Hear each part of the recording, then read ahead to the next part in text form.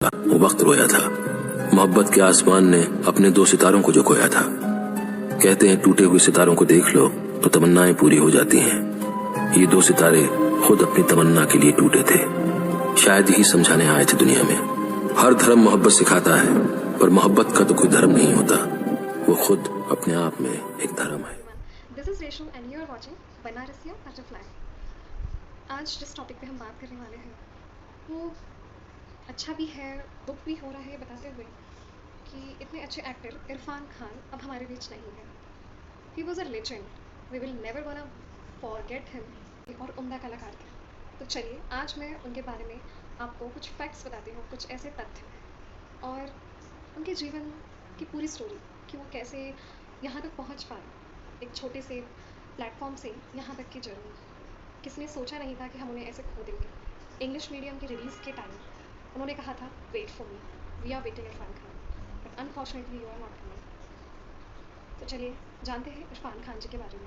Let's start the video. मैं आज आपके साथ हूँ भी और नहीं भी।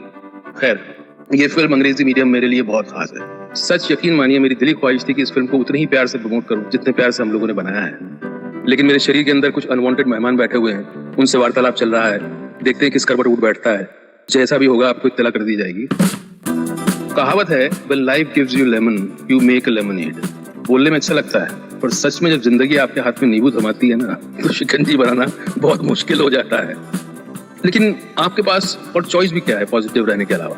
इन हालात में नींबू की शिकंजी बना पाते हैं कि नहीं बना पाते हैं, ये आप पर है। और हम सब ने इस फिल्म को उसी पॉजिटिविटी के साथ बनाया है। और मुझे उम्मीद है कि ये फिल्म आपको सिखाएगी, हंसाएगी, रुलाएगी, फिर हंसाएगी शायद। Enjoy the trailer and be kind to each other and watch the film and yes, wait for me. आज हम इरफान के स्टोरी को 20 फैक्ट्स के जरिए आपके पास लेकर आए हैं।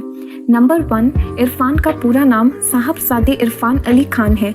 एक टॉक शो के दौरान उन्होंने बताया कि कॉन्वेंट स्कूल में उनके नाम को अजीब तरीके से देखते थे, तो धीरे धीरे उन्होंने एक एक चीज़ कम करी और अब सिर्फ इरफान रह गया। नंबर 2, वो जागीरदार फैमिली से हैं और उनके फादर का टायर बिजनेस था। उनके फादर अक्सर अपने साथ इरफान को शिकार पर ले जाया करते, पर उन्होंने कभी भी एनिमल्स का शिकार नहीं किया। इनफैक्ट वो एक वेजिटेरियन है और जानवरों को मारना उन्होंने कभी भी प्रेफर नहीं किया। नंबर 3, वो क्रिकेटर बनना चाहते थे, पर पर्सनल रीजंस की वजह से वो इसे एज अ करियर कंटिन्यू नहीं कर पाए। नंबर 4, रविंद्र मंच जयपुर में इरफान ने उनका पहला ड्रामा किया और यहीं से उनकी एक्टिंग की शुरुआत हुई।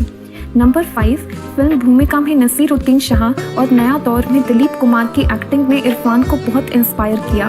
उन्होंने NST national school of drama के बारे में सुना, जो कि थिएटर ट्रेनिंग में एक प्रेस्टीजियस इंस्टीट्यूट है।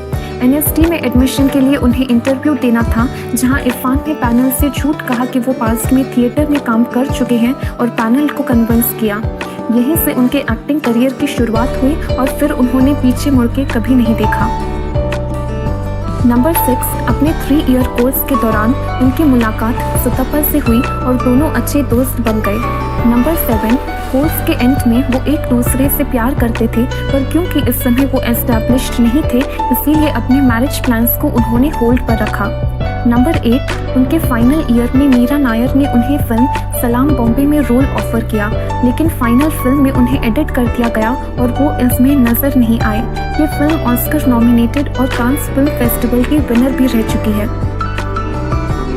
नंबर 9, 1994 तक इरफान एज एन एक्टर अपनी जगह बना चुके थे। उन्होंने सुतपा से मैरिज के लिए इसे सही टाइम समझा और दोनों ने फरवरी 1995 में शादी की, जिसके बाद कई सालों तक इरफान टेलीविजन पर चाणक्य, भारत एक खोज, चंद्रकांता और भी कई पॉपुलर हिंदी सीरियल्स में दिखाई दिए। नंबर 10, 1994 से 98 तक इरफान ने जी टीवी के सीरियल बनेगी अपनी बात में काम किया। नंबर 11, वो टेलीविजन से बोर हो चुके थे और सिनेमा में वापस लौटना चाहते थे। उनके अकॉर्डिंग वो अपने पोटेंशियल को पूरी तरह से यूटिलाइज नहीं कर पा रहे थे और एक पॉइंट था जब वो बहुत फ्रस्ट्रेट भी हो गए। उन्होंने कई हिंदी फिल्म्स में एक्ट किया, पर उनका काम अब भी बेखबर था। नंबर 12, 2001 में उन्हें British film maker Asif Kapadia की हॉलीवुड फिल्म द वॉरियर में लीड रोल के लिए साइन किया गया और ये उनके करियर का टर्निंग पॉइंट रहा।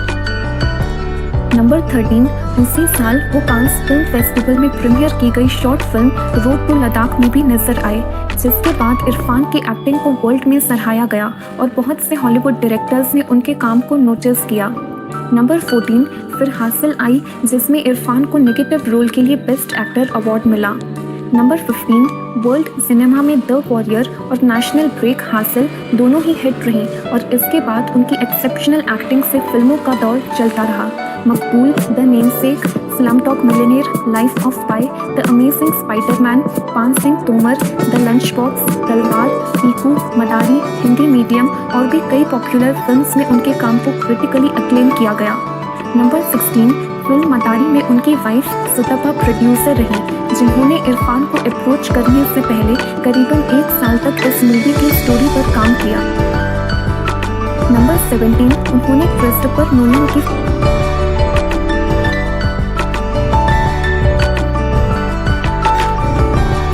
इंटरस्टेलर में एक बड़े रोल के लिए मना कर दिया, जिसके लिए उन्हें 4 महीनों तक यूएसए में स्टे करना था और वो अपना टाइम लंच बॉक्स और डी डे को पहले ही कमिट कर चुके थे।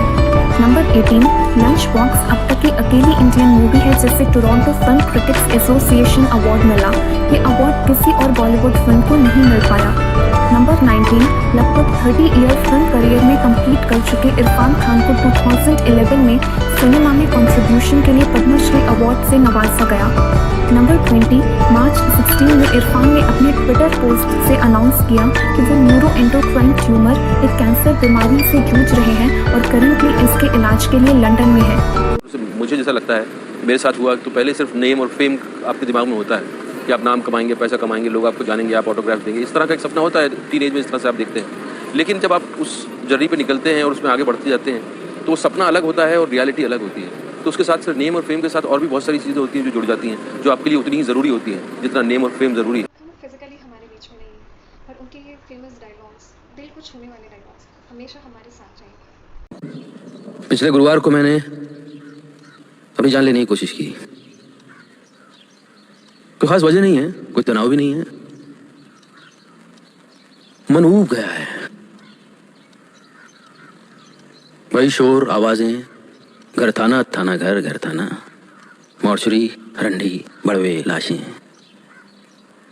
आए दिन अपने कमीज से खून के धब्बों को धोना।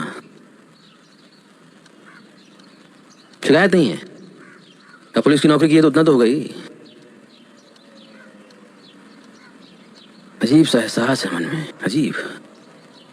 जिस रोज नया दिन निकलता है मैं वही पुराना हूं, दुनिया वही पुरानी है, वैसे ही चली जा रही है।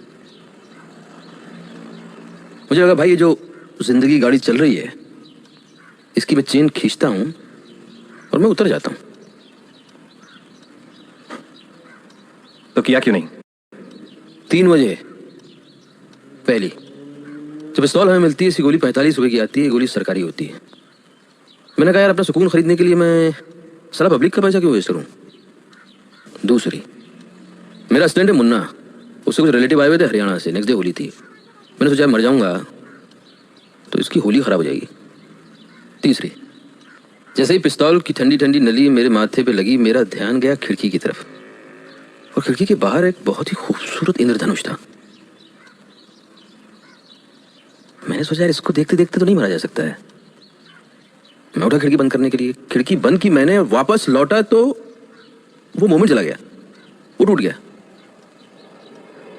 उसके बाद मेरा बनने का दिल नहीं किया। इसी को जिंदगी कहते हैं मेरे भाई, इतनी आसानी से पीछा नहीं छोड़ेगी। अच्छा ये बताओ, नींद तो आती है ठीक से? नहीं आ रही। कितने दिन से नहीं सोए हो? 4-5 दिन से, 4-5 दिन। आखिरी बार ठीक से कब सोए थे? कब सोया था? पिछली बार जब अपने गांव गया था, माँ की गोद में सर रख के लेटा था, वहां आई थी नींद, बहुत गहरी नींद आई थी। मैं सोता रहा घंटों। नींद तो माँ की गोद में आती है डॉक्टर साहब।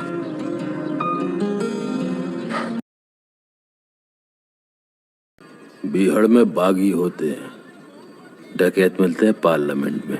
अजीब होती हैं, खाल पे खिंच जाएं तो खून निकाल देती हैं और जमीन पे खिंच जाएं तो सरहदें बना देती है। शराफत की दुनिया का किस्सा ही खत्म।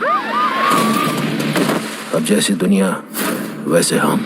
चांद पे बाद में जाना जमाने वालों, पहले धरती पे तो रहना सीख लो। हेडमास्टर नहीं है जी, ये बिजनेसमैन है। और आजकल पढ़ाई नहीं है जी, ये धंधा है धंधा। अबे मोहब्बत है इसलिए जाने दिया,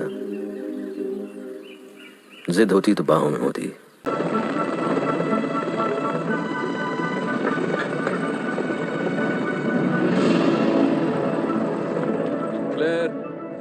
मिस्टर मसरानी, आप हेलीकॉप्टर उड़ा रहे हैं? मुझे मेरा लाइसेंस मिल गया और 2 दिन बाकी हैं। हाँ 2 दिन और है। Okay. तो मेरा पार्क कैसा चल रहा है?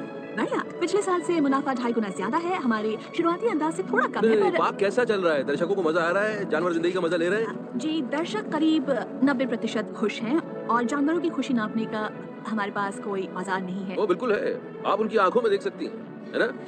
बेशक। ओके, चलिए मेरा नया डायनासोर दिखाइए।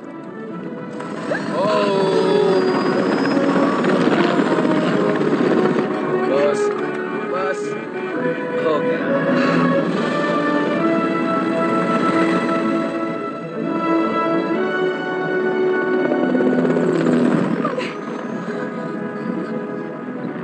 आप परेशान लग रही हैं clear.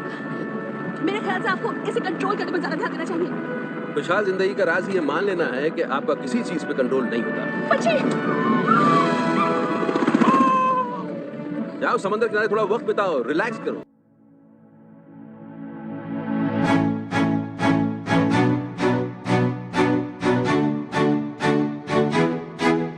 Thank you so much for watching the video. We will miss you and you will always in our hearts. So thank you for watching. If you like my video, please subscribe my channel and share the videos. Thank you so much. Tata and take care.